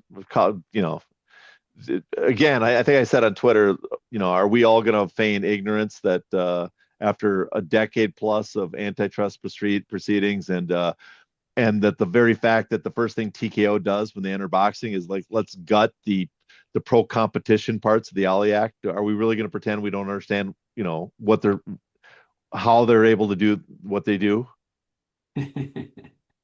So, Well, yeah, well, friends in high places now. I mean, it's yeah. very Well, you better get used to it, Kurt. You might be negotiating across the table from TKO and Zuffa Boxing coming up. wouldn't be the first time. Yeah. So, well, I have one last question I'm gonna leave with you, and I want to ask you: Is boxing doomed? Is the current You is the can't kill current model? boxing, dude. You Yeah, can't kill boxing. well, I I mean, should if rephrase anything, that. you're gonna have, different creeps taking it over, Yeah, but it's yeah, you're not gonna kill boxing. I mean, yeah, listen, there's a lot of people out there think, Dana White's going to revive boxing. yeah, This is what boxing needs. They need one guy, crack the whip and get these fighters in line. They don't need to be making all this money. They need to be fighting each other. They all need to be under one roof. So and apparently, Turkey Al Sheikh is buying that too. So, so we'll see. But I don't really see. I don't see TKO trying to kill boxing. I see TKO seeing a very large market and trying to add it to their portfolio. So, yeah, it says something about the sport of boxing that they give a shit, right? So, yeah, um, yeah, I don't think boxing's doomed. Maybe boxing as we knew it, over the past couple of years is going to get shaken up a little bit, but man, I mean, we can all say, "Oh, well, I told you so. I told you so." But let's see. Let's see what happens. I mean, as I said to Larry, there's always a possibility this thing just falls on its face. The Paramount, the Zuffa Boxing thing. I mean, yeah, you know, I know a couple of boxers who are. I mean, I know a ton of boxers. Well, not a ton, but a handful who got offers and didn't take them. mhm, Who were decent fighters, but not great fighters. yeah, I've heard one guy from somebody who did take the deal, and he's kind of a regional fighter whose ceiling is not very high. And that's kind of the guys you're going to see on there. You're going to see guys who, aren't superstars. You yeah. know? So, Well, I mean, I it's think that's it's the it's point, but I think that's the and I was plan. telling Larry too, I'm just like, listen, we had better fighters on Ring City than what they're gonna have on Zuffa Yeah, Boxing. Top Rank had much better fighters than what mm, Zuffa Boxing yeah, has. So, I mean, we did on NBC Sports Network, we were doing what, around 100,000 viewers. I mean, we would do the shows back to back, so sometimes we'd actually gain viewers on the second time we ran it because people would yeah. hear about how great the fights were, so they'd watch the second programming. So for somehow, some way, I think we did pretty well in comparison to the NHL on NBC Sports Network. Yeah. So NBC was How much? impressed. Here's a thought, though. I don't. You obviously, as a big fan of my show, I know you are, because I'm a big fan of your show. You know how we talk about how much betting has become part of the UFC model, how much gambling is. Do you think it's possible that Zuffa Boxing, part of their effort is not directed to producing the best star fighters, the best, quality of fights. It's to produce a product that can draw the most people interested in betting because you can get an audience because there's so many degenerate gamblers now. And also you can get a lot of sponsorship dollars from these betting sites. And so their whole point is we are not looking to find the next Shakur Stevens. We are looking to put guys in that'll put 50-50 fights on because we know with that type of fight, we can get a lot more betting action taking place. I would hope that that's part of their plan, because I Yeah, mean, yeah, look, yeah, it makes sense, yeah. I Mhm. mean, 50-50 fights, boy, who came up with that concept? Yeah, I mean, yeah. I mean Well, that's but no, but everybody wants 50-50 fights, but it's easy to make 50-50 fights when you have a large pool of less talented people to pick from. It's hard to get a 50-50 fight when you got with two high Shakur. stakes fighters, yeah. Yeah, So yeah, you got well, to yeah. pay them Well, a lot also of when you have money. not just that, especially when you have one guy that's really good Well, and I the can and tell he's you, moving up John, the it ranks. isn't easy to make fights at the lower level 50-50 fights because Yeah, none of these managers or fighters want to take any chances. They don't want to lose their O. I mean, it But that's was the secret here. These guys are signing over everything to TK. They have no option after they sign with them. They have to take the fights they're going to put them against the right, opponent. and that's discouraging a lot of guys from signing. I mean, I'd really be interested to see who they've Yeah. actually signed at this point. Because, like I said, I mean, I can think of, a handful of guys who got offers and just didn't want to do it because they don't, the pays, at the lower end is not really worth taking the tough fights that they're being going to be asked to take. Um, and two, everyone knows that it's a real crap organization. Mm, Like you don't want to be involved with these guys. They will, if you get big, they're going to take all the money. yeah. So why, even as bad as boxing is right now, boxers have a little bit of pride. They Yeah. don't they don't want to like sign their name away to Well, an I will. organization that just got jacked for almost $400 million by their fighters. Yeah, but I will say, After they jacked the fighters out of yeah, even more money. yeah. But I will defend them on this front. Is I think the fighters that they're signing, this is good money for them being offered by Zuffa Boxing because again, they're getting guys that are really we see very little chance of them ever rising to the level of a true contender. I would say it's good money if the guys can make it to the top end. Yeah, If they're fighting for 20 grand the whole time, yeah. that ain't, Well, you put that's that on true, Pro Box. but they're fighting. With the chance of actually like progressing and getting a Yeah, shot at a real title. but they're fighting against guys who are at their level, which means they have at least a chance to get to that $750,000 championship contender pay that their contracts dictate. Where again, they Well, I don't know where that if they're 750 number came from, to be yeah, honest, but I think that's not the numbers I was seeing. that's not the number I saw. Well, I think one contract had that, but I think it was different weight classes. Different people had different contracts that I don't paid. know. I don't know what you saw, but Yeah, okay, I but know the one that Lance what? Pugmire Yeah, put out. posted. Those numbers were pretty high. Yeah, those are I saw guys with a lot lower ones than that. Yeah, Yeah, yeah, so why? yeah. Yeah, you probably But listen to my even show. I so, talk like about that. like you're saying, I mean, it's decent pay. Like if you become the champion and you challenge for the Yeah, title, for a guy who's like a fringe top 30 contender, top yeah, 50 yeah. contender, I mean, top let's the 100 people contender, the that's people good we're money. the people we're talking about are people that at the best might break into a top 15 rating at best. That's the type of I people, and mean, yeah, they would get so rated by a rating organization, but like they're in not an moving up the ladder. actual Yeah, objective rating, yeah, no, no. they probably wouldn't even whiff that high, I don't think. Yeah, so they're not going to be moving up to the level where you expect to make hundreds of thousands of dollars in boxing. I I don't. mean, Yeah, Dana's goal is to have his guys, his champions, have at least one or two guys, at least fool the public into thinking that they're world class, and then and that can be then done. That and can be then done. move up and fight one of Turkey's guys. Yeah. But it's funny, recently Pro Box, because Top Rank doesn't have a deal, they're farming their guys out to other people. Yeah. And they had one of their young guys, an Olympian, Tiger Johnson, fight a guy who was on a nice run on Pro Box and he was beating people. But you saw that there's levels to this thing. Yeah. And the guy from Top Rank just absolutely annihilated like the guy who's Yeah. been headlining on Pro Box 3 or 4 times.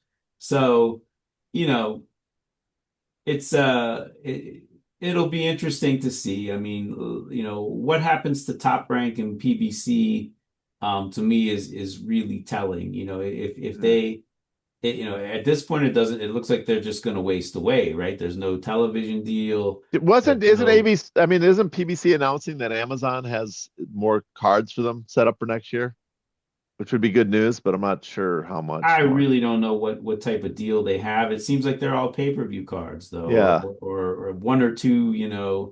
off pay-per-view cards, but they're a shadow of what they were because they don't Mm, have a television deal, and they yeah. still have some great fighters, who are kind of dying on the vine, and Top Rank is like sending their fighters all over the place to fight. Yeah. Where catch can. I mean, they're trying to keep them busy, and they've got some great young prospects. Um, But we'll see what happens. We'll see what I mean. And I'm conflicted because in a way, I'd really rather see them not get a television deal, Mhm. because I don't think it's healthy. I mean, I don't think, I mean, there's a reason why they're not on ESPN anymore, because people were a little disappointed in the matchups because it's Yeah. Top Rank's the only one on the deal. Yeah. Um,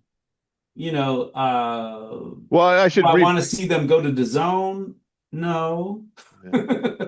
Well, I think to rephrase what you said, I think you don't want them to have an exclusive TV deal. You wouldn't mind them Yeah, I don't going on want to somewhere. see them have an exclusive TV deal because when they've had them Yeah. in the past too, it's just I mean, and any promoter who has an exclusive deal, I mean, DAZN gave a lot of people exclusive deals, which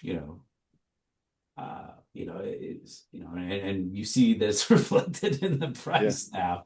Um, yeah, I mean, I don't know, but none of these television deals, if you added them all together, would add up to $1.1 billion dollars. So if you ask me what could fix boxing, I would say, how about Paramount giving putting up $1.1 billion dollars a year and enticing the big promoters to Yeah. say, all right, make the right matchup be like HBO. We got this budget. Let's go. Let's see the best fight the best. Um, I mean, just looking at those, even if you took out 30% of 1.1, that's still $770 million. You divide that by 12, that's around $65 Yep. million a month you have, which is more than the entire top rank deal on ESPN at its best. Yeah. So and I'm sorry, UFC's product isn't anywhere near worth that. It just isn't. You can't convince me otherwise. It's not even close to worth that. I mean, if you're going to value Top Rank at 60 million a year and give these guys I mean, it's so far out of whack. It could only have been politically influenced. It's Yeah. like there's no way in hell they're worthy of a 1.1 billion. There's just no way. And even you've said like their pay-per-views have been tanking. You can't even say, oh well, the pay-per-views will no, it won't. It won't pay for No. that. Um, but I'm just like, hey, give that, put that deal out there for boxing once these guys once their TV deals are up with the zone. I mean that could fix boxing. Bring it back to HBO days. Have a huge budget like that and have someone curate the fights like Lou DiBella used to do. And and it would be great too if the promoters actually organize something underneath Mhm. that umbrella, so that, they made sure that the best fought the best. I mean, you look at the NFL, right? And the NFL has a whole committee that works with the television networks so that everybody gets fed, everybody gets a great game, and that everybody's happy. And they come out and Mhm. that's how they make their schedule for the year. Yeah. Like, imagine if boxing did that. I mean, obviously you can't plan a full year in advance because people lose and this and that. But I mean, Well, when the, Showtime did that like, kind of run out where they brought all the fighters in and they had, press conference and this and that. Like you could do it by quarter. You could plan fights out for 3 months at a time. Um, I don't know. It's not rocket science. It's not fantasy, but yeah, when are we ever gonna get to that? yeah. It's Well, I mean, that's I mean, the antitrust cases in the 60s when they let the leagues negotiate as an entity, basically collude. That was they're given right an because there antitrust had been exemption. antitrust I litigation wonder, before I that. wonder if the promoters got together and formed some sort of promoter association just for TV rights, they would be allowed to do that because that would probably theoretically that would vastly increase the amount of revenue they could generate if they worked together that way. But again, Yeah, promoter but money. you'd always have some enterprising lawyer out there for like Salida if he's not included to Yeah, to like sue for. So you'd have to keep it in open box, right? You'd have yeah. to have no barrier to entry. Like if you've got a good Well, fighter, come on in. Well, the type of collusion I was thinking more is not just the negotiation, is what you said about the organizing, is that they get together and say, this date is taken because we have guideline rules, the order that people get a date, and that way we're not competing against each other on different Right. channels. Exactly. And If so you we if can you we have can a increase our committee rate. that's Yeah. doing the scheduling, you're not going to have these fights going head to head and killing each other. Even though Which the would NFL sometimes does that too. Yeah, But but well, they do the um, Sunday, yeah, but that does hurt boxing because when you're constantly going head to head, it's like, well, you're dividing the audience, and now our our viewership doesn't look as impressive. So when we go to negotiate the next deal, we have shitty viewership numbers when we could have had twice as much, two or you're x. doing like Turkey Al Sheikh, who had like how many like pay-per-views, within a Mm. month's time, like three or four. Yeah, It was just like idiotic, like you got to have someone with a little bit of brains who knows how to organize this stuff and market this stuff. I mean, I'm surprised, he doesn't take something from the UFC. I mean, the UFC kind of figured it out and was doing one pay-per-view a month, although they stopped releasing numbers after a yeah, yeah. while. Because Well, I'm sure not all of those were home runs, but there's maybe, plenty that but were. maybe he did take a page from the UFC because he's now going to be working with TKO. So we got that's the secret Well, basically is I'm let saying one he is company. working with them and he's still doing like, Yeah, three pay-per-views within 4 weeks. It just doesn't yeah, make any damn sense. Like, yeah. Well, yeah, well, I don't know that Turkey's really listening too much to anybody. I think he just kind of yeah. does what he wants to do. Well, well. On that note, I think we fixed boxing. Yeah, I think everybody could just take a page from what we just said. Run to I wish they Congress, and would. we've corrected the problems. Boxing saved. So, so what's going on with the Boxing Esquire podcast? I shouted out the episode with Larry, Boxing Insider. What other episodes you got coming up with that? I have some pretty good ideas for one. I mean, it's just really a matter of time for me recently because I've just been underwater with work. So Mm. it's been, just having any time to, because how this goes. I mean, you and Steffi put a lot of work into these podcasts. You got to Not do the really. research. All right, so Research. Steffi does a lot of work on Just these Stephanie has a lot of podcasts, work. and you Research. just sit here What's that? babbling. Yeah. But yeah, I mean, it's, you got to prepare. You got to, for me, I mean, I have to find someone interesting to interview and talk about whatever subject I want to do. So, but no, I have one in the queue. I just I need to and I probably, because it's fairly topical, so I need to like hurry up and do it. But maybe this weekend I Yeah. can corral a few people to talk about it. Oh, well, we look forward to that one. Well, if they haven't, I suggest they go back and listen to the Boxing Insider episode because that was really entertaining, I thought. I And wanted you to have can Larry on for a long time, just to talk about that level of boxing. that was Um, fascinating and too. That part that was and really, but he got also into a lot more. Yeah, I didn't expect to get into the yeah, TKO and the the best part UFC is you stuff. dropping the F bomb, getting yeah, the audible annoyance coming from your voice about certain things. That's the best part of that whole episode. So I After a highly while, recommend yeah, it. it seemed like Larry was a little too pro Zuffa and UFC to me. Yeah, it just seemed, he seemed I like think had the pom poms out a little bit. I think he has just come to acceptance. That's what it struck me as, just acceptance that that's the direction he's going. Useless to argue otherwise. But when he said that the But the fighters were a little underpaid, I was kind of like, nah, dude, I'm not gonna let that one slide. yeah, yeah. A Well, little I mean underpaid? the problem is when people compare boxing to MMA is yes, uh, a sizable number of the undercards prelims make more in UFC. In UFC, which is only 3% basically of all the fights. That's it. People forget it's a small sliver of MMA is UFC. But yes, they make more. There's definitely a premium to those guys. But the way the system works is that the UFC gets to act like Robin Hood by robbing from the rich fighters and then giving a small portion to the undercard and keeping the rest. And Well, then people celebrate that. It's they like, could all probably make more money, the yeah. undercard and the main event. Well, But I mean, considering how much they make, yes. But I'm saying the people that drive the people have MRP and that drive the revenue, the compared to boxing, those are the guys that are really making much less. oh, And absolutely. and it's not being, as Jane White says, oh, we distribute to everybody. you don't really distribute it. You distribute a little bit. You take a lot from the top guys, distribute a little to the people underneath, and then you keep the vast majority of that. That's the difference. It's not. Right. So again, it's like a really bizarro world Robin Hood where you get to brag how you distribute.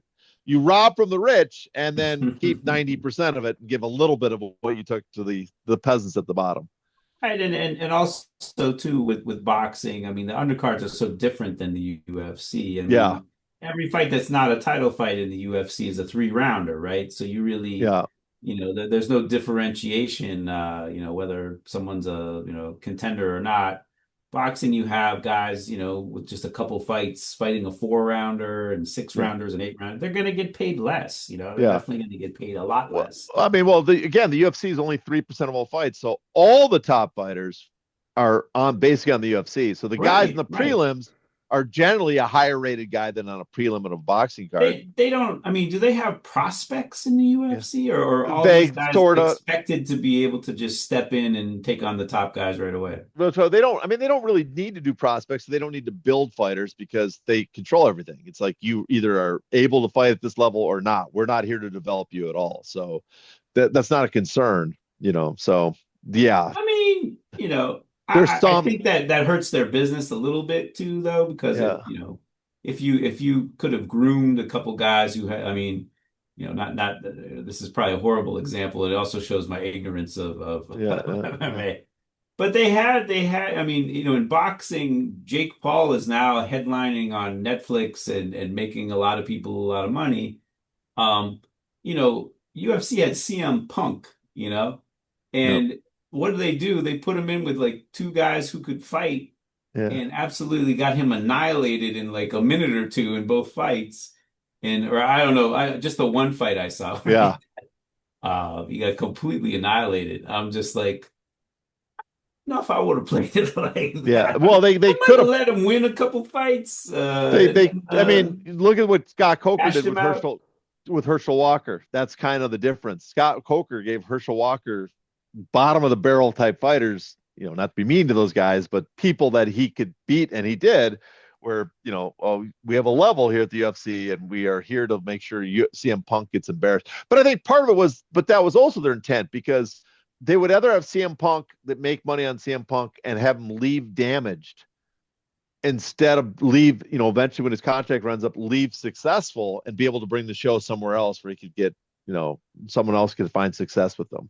That their I don't method know. prevents. I think you could have let him win at least a couple fights and then just put Yeah. him in with some killers and have him get decapitated, and he comes out of that damaged. Yeah, well, that's you. This is And the as a company, you make a little more money off of that. But but yeah. whatever. But you know what? Don't have me giving the UFC advice. Yeah, I mean, listen, they just got a $1.1 billion TV deal. They don't need fucking any advice. Everything's All working right.